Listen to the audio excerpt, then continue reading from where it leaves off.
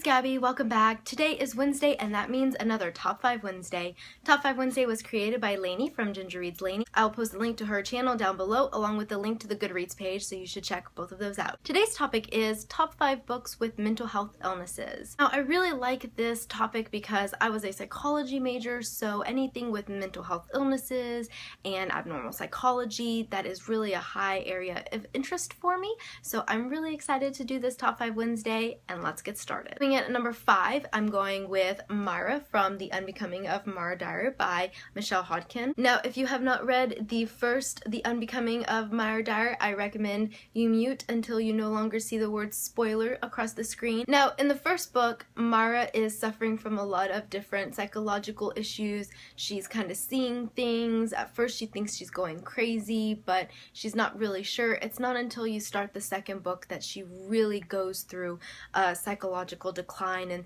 she goes through some states of psychosis. She wakes up in the middle of the night and she does things that she doesn't remember. She blacks out. Her mental state definitely declines.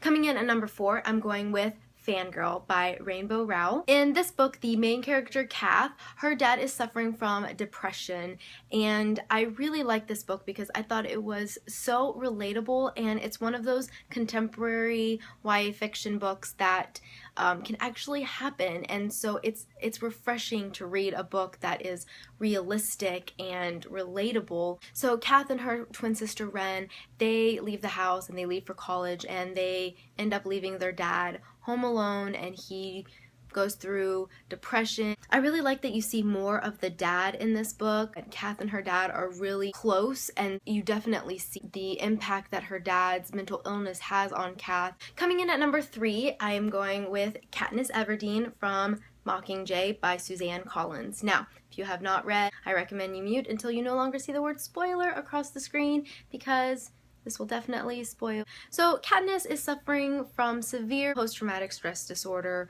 She is having nightmares, she's having flashbacks, she can't sleep, there's just so much going on in her head. And with Peeta having been captured by the Capitol, it even brings her into more of a state of PTSD. Coming in at number 2 is The Silver Linings Playbook by Matthew Quick. In this book, the main character is suffering from bipolar disorder, and that disorder is very interesting and it's very complex. His father is also suffering from OCD, which is obsessive compulsive disorder. He's very superstitious. Everything needs to be done in a specific way, otherwise their football team is gonna lose. And coming in at number 1, I'm going with Lenny from Of Mice and Men by John Steinbeck. So Lenny is one of the main characters, and he is this really large, huge guy, but he has mental retardation, so he acts like a 5-year-old. He doesn't mean any harm, but sometimes he can get violent. The other main character, George, he's this really small, thin guy, and he's Lenny's best friend, and